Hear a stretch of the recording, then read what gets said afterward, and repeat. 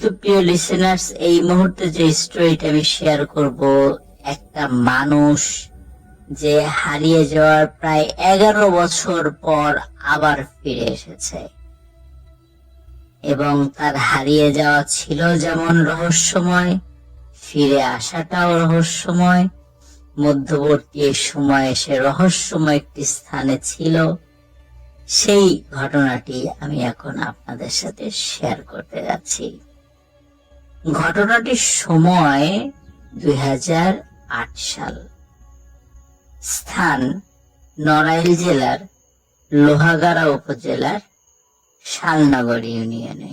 ওই শালনগর ইউনিয়নে একটি পরিবার ছিল। তো ওই পরিবারের যিনি নারী সদস্য, ওনার বিয়ে হয়েছে বছর খানেক হলো, উনি সন্তান সম্ভবা ছিলেন। তো ওনার যখন ডেলিভারি ডেট একদম নিকটে চলে এসেছিল, তখন পারিবারিক ভাবে সিদ্ধান্ত হয় ডেলিভারির আগে ওনার যে মায়ের বাড়ি, এটা নগ্রাম ইউনিয়ন পাশেই, সেখানে তাকে রেখে আসা হবে। তো তার হাজবেন্ডের ব্যস্ততার কারণে, ভিন্ন কাজের কারণে আজ যাব কাল যাব করে করে যাওয়া হচ্ছে না। কিন্তু যেহেতু সময়টা কাছে চলে আসছে, তো একদিন তার হাজবেন্ড সময় বের করেন এবং তার স্ত্রীকে নিয়ে দিনের বেলাতেই রওনা দেন। খুব বেশি কিন্তু দূর নয়। তো শালনগর ইউনিয়ন থেকে নগ্রাম ইউনিয়নে যেতে হলে প্রথমে মানিকগঞ্জ বাজার নামে একটা বাজার আছে, তারপর তেলিগাতি বাজার নামে আর একটা জায়গা আছে, তারপর বিল পাড়ি দিয়ে দেবী বাজার নামক একটা জায়গায় যেতে হয়। ওই দেবী বাজার পর্যন্তই কোনো যানবাহন চলে, কারণ ওখানে দেবী বাজার পর্যন্ত মাটির রাস্তা। এরপর থেকে মানে রাস্তাটা এত কাদা, মানে ওই সময় তো বর্ষাকাল ছিল যখন নিয়ে যাচ্ছিল আর কি, এত কাদা, সেখানে কোনো ভ্যান বা অন্য কোনো ধরনের যানবাহন চলার কোনো সুযোগ নেই, পায়ে হেঁটে যেতে হবে। কখনো কখনো গরুর গাড়ি যায়, কিন্তু ওই সময় এতটা কাদা ছিল যে সেখানে গরুর গাড়ি নিয়ে যাওয়াও পসিবল ছিল না। এই দেবী বাজারটা পার হয়ে একটা ছোট্ট ব্রিজ রয়েছে, এবং ওই ব্রিজটা পার হলেই শতবর্ষী একটি বট গাছ রয়েছে। ওই বট গাছের ওই জায়গাটাকে বলা হয় লেবুতলা, এবং ওই বট গাছকে লেবুতলা বট গাছ বললেই সবাই চেনে। তো ওই লোকটি যখন ওনার স্ত্রীকে নিয়ে তার স্ত্রীর মায়ের বাড়িতে দেওয়ার জন্য যাচ্ছিলেন, তখন এই দেবী বাজার পর্যন্ত স্বাভাবিকভাবে ভ্যানে এসেছেন। দেবী বাজারে নেমে যখন তারা হাঁটা শুরু করেন, হঠাৎ করে ওনার স্ত্রীর প্রসব বেদনা শুরু হয়ে যায়। তারপরে উনি কিছুটা হেঁটে আগান, হাঁটতে হাঁটতে ঠিক লেবুতলা যে বট গাছ, ওই বট গাছের নিচে এসে বসেন।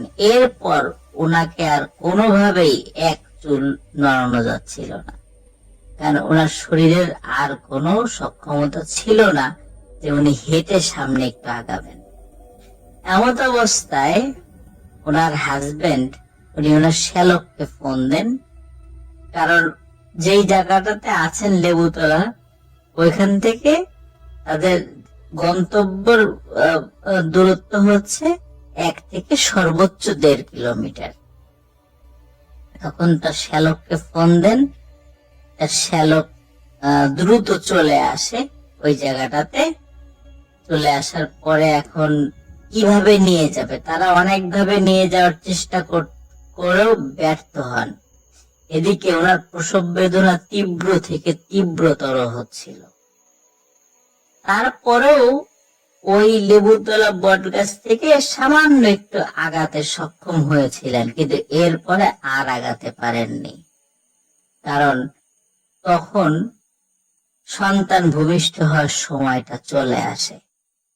এমত অবস্থায় তাদের কাছে থাকা কাপড় চোপড় দিয়ে ওনারা জায়গাটা ঘিরে রাখেন, ওখানেই একটি ফুটফুটে সন্তানের জন্ম হয়, যার নাম রাখা হয় নাদিয়া। এখন ওই অবস্থাতে এত কাছের দূরত্ব, 1 কিলোমিটার বা 1.5 কিলোমিটারের দূরত্ব, খুব বেশি দূরের না, কিন্তু মানে গ্রাম বিবেচনায় এতটুকু পথ, কিন্তু এই অবস্থায় তো ওনাকে আসলে নিয়েও যাওয়া যাচ্ছিল না। আর একটা সমস্যা ছিল, ওই জায়গার আশেপাশে কোনো ঘর বাড়ি ছিল না। এখন ঘর বাড়ি হয়েছে, কিন্তু তখন ঘর বাড়ি ছিল না। ঘর বাড়ি ছিল ওখান থেকে বেশ দূরে দূরে। তখন ওইখানের ওই জায়গার একটি পরিচিত বাড়িতে তাকে নিয়ে যাওয়া হয়। ওই রাত্রিটা ওখানে ওনারা যাপন করেন। পরের দিন সকালে উনি ওনার মায়ের বাড়িতে চলে যান। নাদিয়া তার নানার বাড়িতেই বড় হতে থাকেন। নাদিয়ার সাথে অদ্ভুত কিছু ঘটনা ঘটা শুরু হয়। এই অদ্ভুত ঘটনাগুলো আমি এখন আপনাদের সামনে বলব। সেটি হচ্ছে যে, নাদিয়ার মা যখন নাদিয়াকে ঘুম পাড়িয়ে রাখতো ঘরের মধ্যে, স্বাভাবিকভাবে বাচ্চা কাচ্চারা কিন্তু মানে ঘুম কিন্তু ভেঙে যায়।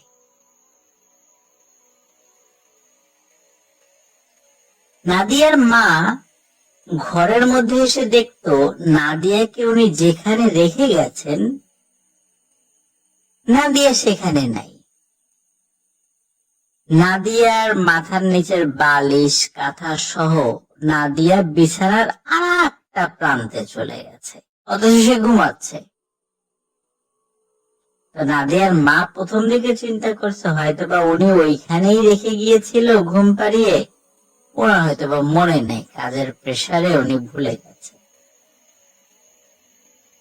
কিন্তু এরকম একবার, দুইবার, একদিন, 2 দিন, এরকম প্রতিদিন যখন ঘটছিল, তখন উনি চিন্তা করেন তাহলে মনে হয় বাড়ির কোন সদস্য এক জায়গা থেকে সরিয়ে আর এক জায়গায় রেখে যায়।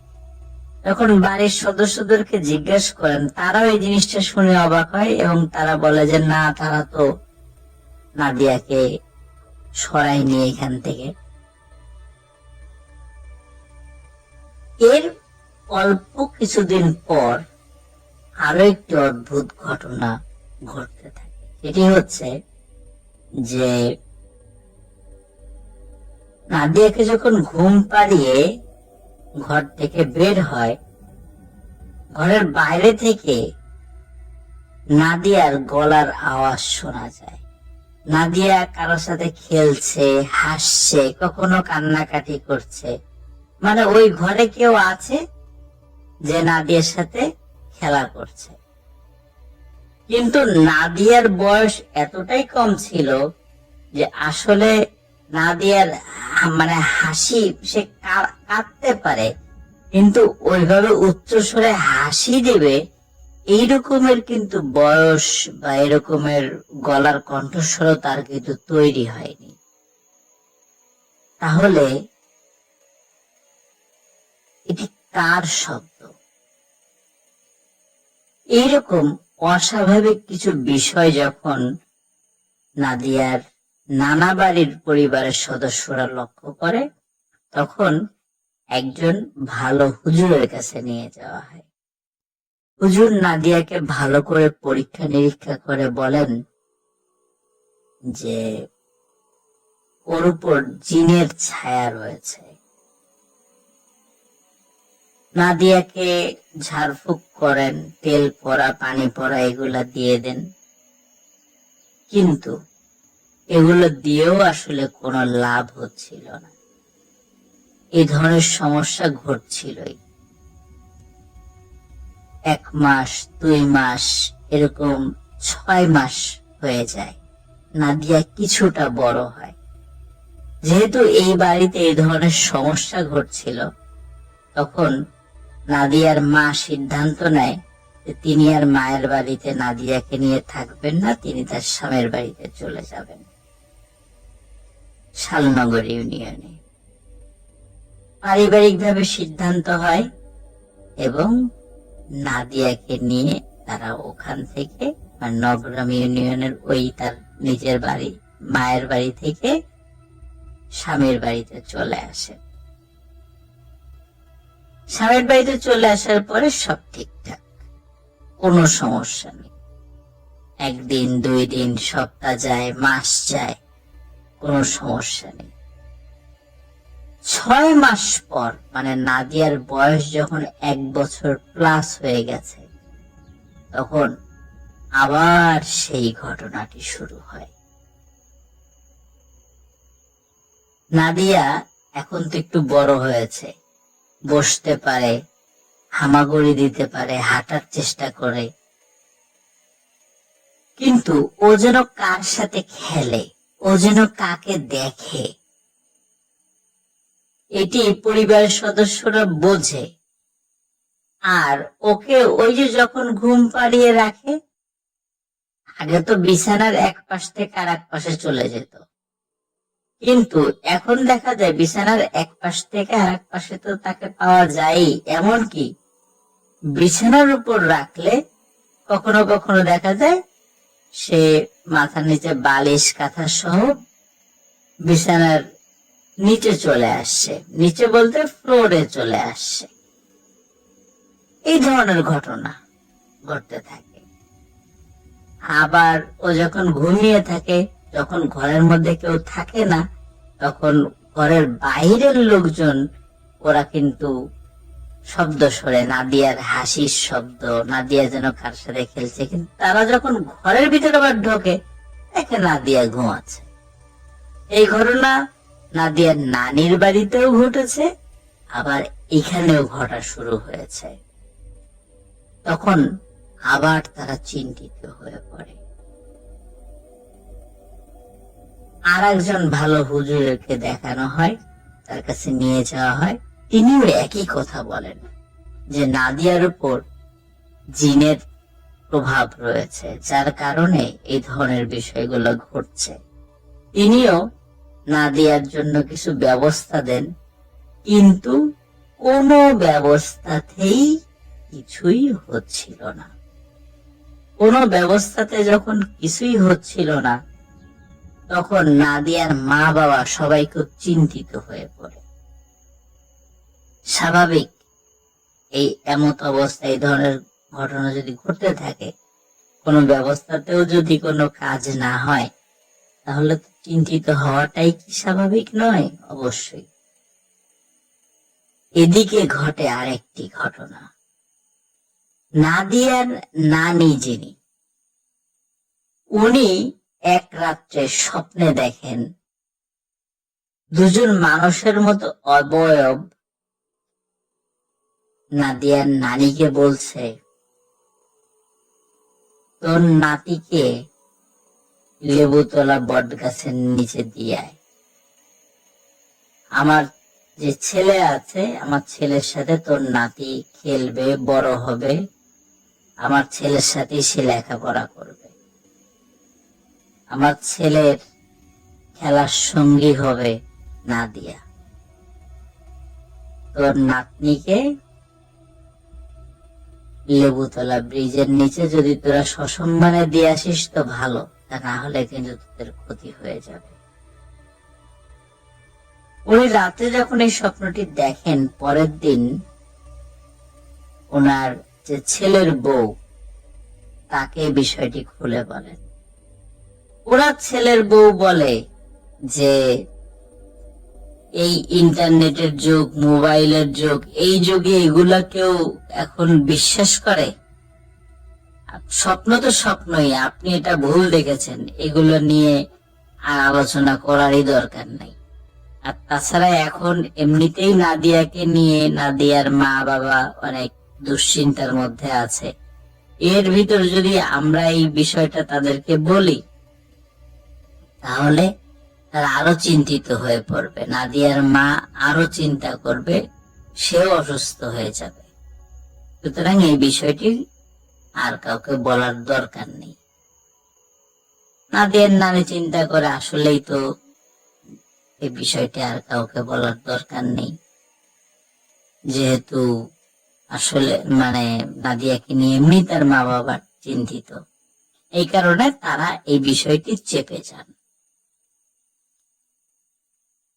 এর কয়েকদিন পর, এই স্বপ্নটা দেখার কয়েকদিন পর আরেকটি ভয়ানক ঘটনা ঘটে। নাদিয়ার নানি এশার নামাজ পড়ে সবাইকে নিয়ে খাওয়া দাওয়া করে শুয়ে পড়েছেন। আমরা জানি গ্রামের মানুষজন স্বাভাবিকভাবে একটু তাড়াতাড়ি ঘুমিয়ে পড়েন। তখন রাত 11টা কি 11:30, উনি ঘুম থেকে উঠে চিৎকার চেঁচামেচি শুরু করে দেন। কি হয়েছে? তখন উনি ওনার ছেলের বউকে ডাকেন। ছেলের বউ আসে, বলে যে তুমি এক্ষুনি নাদিয়ার মাকে ফোন দাও,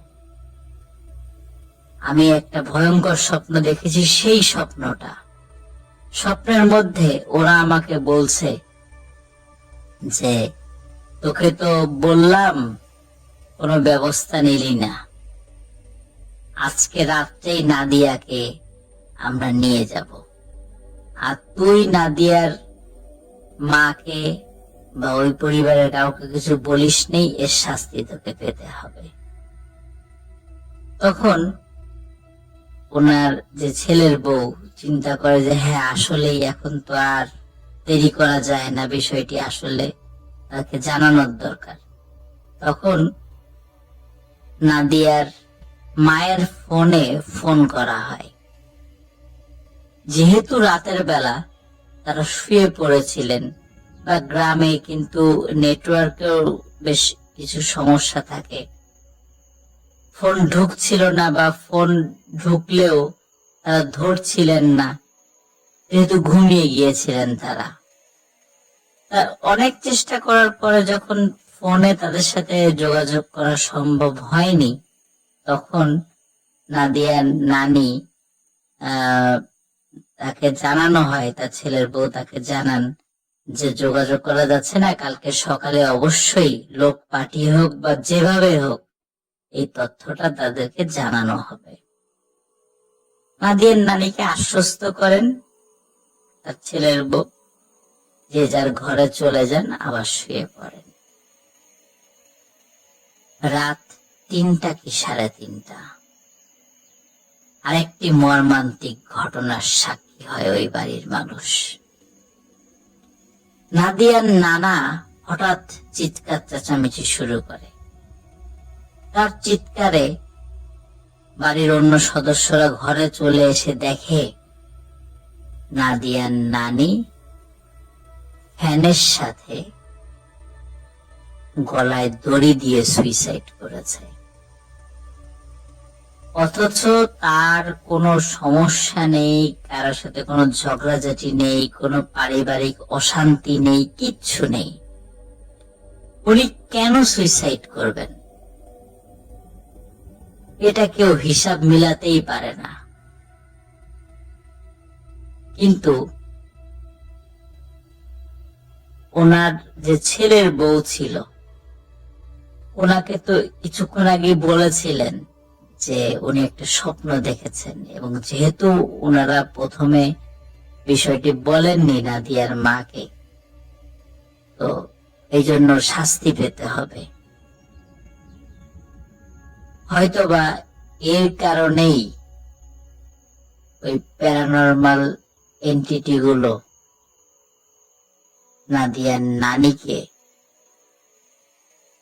মৃত্যুবরণ করতে বাধ্য করেছে। হতে পারে, কিন্তু এই রহস্যটা আজও অজানা। এটা আমরা জানি না, কারণ উনি তো কাউকে বলে যেতে পারেননি আসলে মৃত্যুর আগে কি ঘটেছিল। কিন্তু ওনার ঘুমিয়ে পড়ার আগে যে স্বপ্নটা দেখেছিলেন সেটা তো সবাই জানে আর কি। এদিকে নাদিয়ার বাড়িতে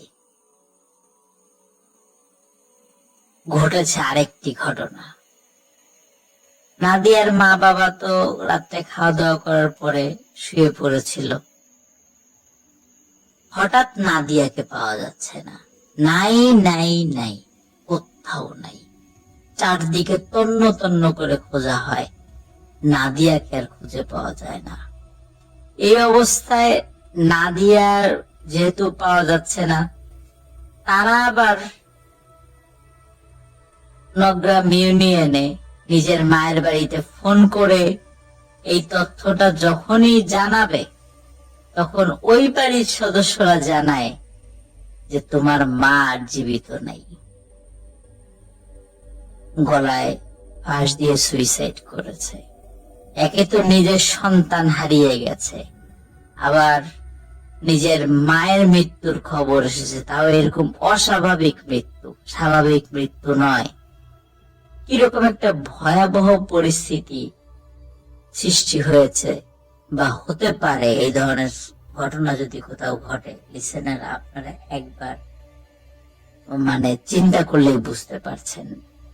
ওই রাত্রেই নাদিয়ার মা বাবা এবং আরো কিছু আত্মীয় স্বজন চলে আসে নগ্রাম ইউনিয়নে নিজের মায়ের শেষ দেখা দেখতে। কিন্তু কেন মারা গেলেন উনি, এই রহস্যের কোনো কুল কিনারা পাওয়া যায় না। শুধু ওই স্বপ্নের বিষয়টি তারা বলতে পারেন যে উনি মৃত্যুর আগে এরকম একটা স্বপ্ন দেখেছিলেন। তখন নাদিয়ার যেই নাদিয়ার নানি স্বপ্ন দেখে তার ছেলের বউকে বলেছিলেন, তখন তার ছেলের বউ নাদিয়ার মাকে বলে যে আমার শাশুড়ি তো এর আগেও স্বপ্ন দেখেছিল, কিন্তু আমরা তো তোমাকে বলি নাই, চিন্তা করবা এই জন্য। কিন্তু এই যে আজকেও রাত 11টা 11:30টার দিকে আমার শাশুড়ি স্বপ্ন দেখেছিল, কিন্তু তোমাদেরকে ফোনে পাইনি। নাদিয়াকে মনে হয় আর খুঁজে পাওয়া যাবে না, নাদিয়াকে ওরা নিয়ে গেছে। তারপরেও এমন কোন কবিরাজ নাই বা এই টাইপের জিন রিলেটেড কাজ করে, তাদের জানা মতে প্রত্যেকের কাছে গিয়েছে, কিন্তু শুধু একজন মানুষ বলতে পেরেছে যে নাদিয়া জীবিত আছে, কিন্তু কোথায় আছে কিভাবে আছে এটা বলতে পারে না।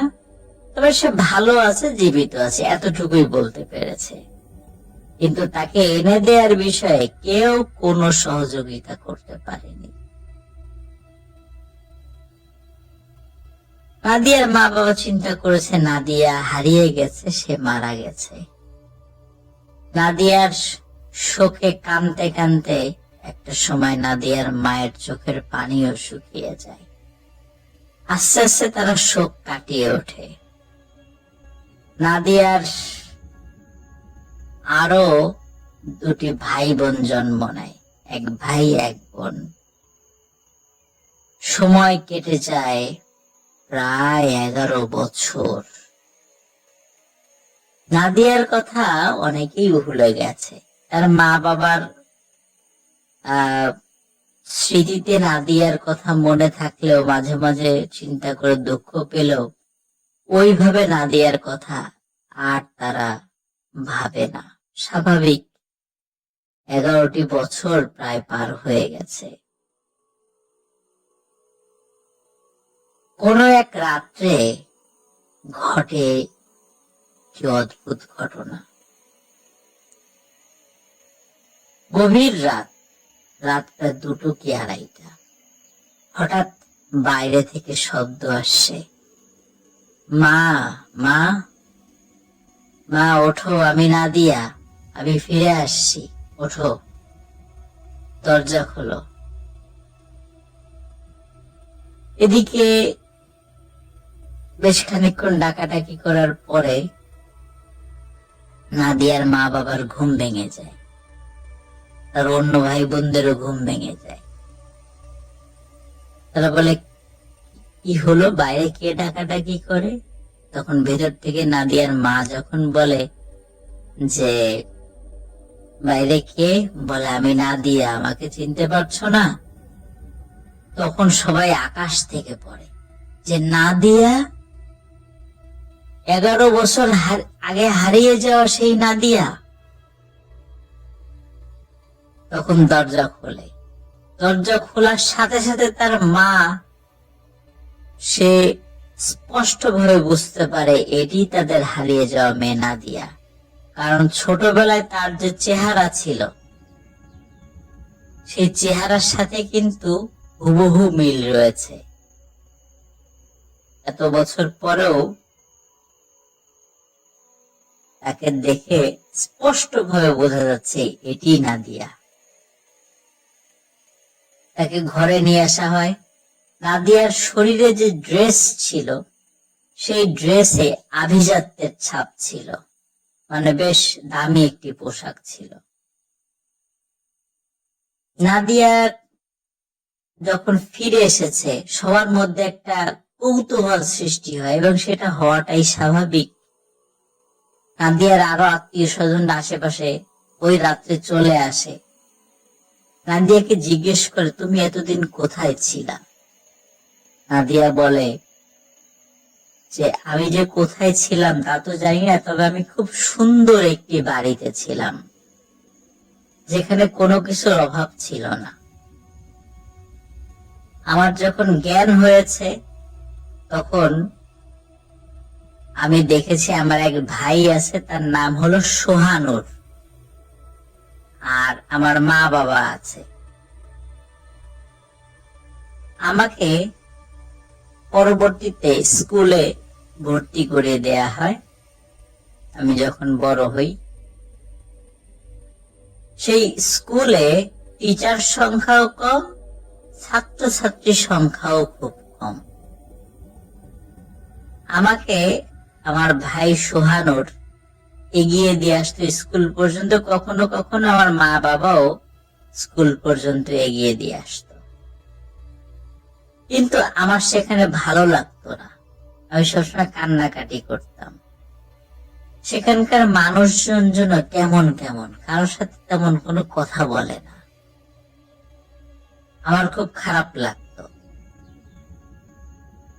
আমি প্রাইমারি গন্ডি পার হয়ে হাই স্কুলে ভর্তি হয়েছিলাম। আমি এখন ক্লাস 6-এ পড়ি। তখন সবাই খুব অবাক হয় এবং তাকে পরীক্ষা করার জন্য ক্লাস 6-এর বই নিয়ে আসা হয়। এবং সত্যি ওই সময় পর্যন্ত বাংলাদেশের সিলেবাসের ওই সময় পর্যন্ত 2021 সালের ওই সময় পর্যন্ত যতটুকু মানে পড়ানো হয়েছে, ওই সময় তো করোনাকালীন একটা বন্ধ গেছে, যতটুকু পড়ানো হয়েছে আর কি বাংলাদেশের স্কুলগুলোতে, নাদিয়া ওই পর্যন্ত খুব ভালোভাবেই সেই পর্যন্ত সে লেখাপড়া জানে। এবং তাকে ওই প্রাইমারি স্কুলের ওই যে লেখাপড়াগুলো সেগুলো ধরা হয়েছে, সেগুলোও পারে। তার মানে সে ক্লাস 6, সে বলেছিল সে ক্লাস 6-এ এখনো পড়ছে। তখন বলে, তাহলে তুমি চলে আসলা কিভাবে? তখন বলল যে ওই সোহানুর ভাই আজ রাতে আমাকে সব ঘটনা খুলে বলেন। আমি যখন খুব কান্নাকাটি করছিলাম তখন বলে যে আসলে তোমাকে আমরা নিয়ে এসেছিলাম। তোমার যখন জন্ম হয় ওই লেবুতলা বটগাছের কাছে, তখন তোমাকে দেখে আমার খুব ভালো লাগে। তখন আমি আমার মা বাবাকে বলি যে এই মেয়েটাকে আমি আমার খেলার সঙ্গী হিসাবে পেতে চাই, ওকে আমাকে এনে দাও।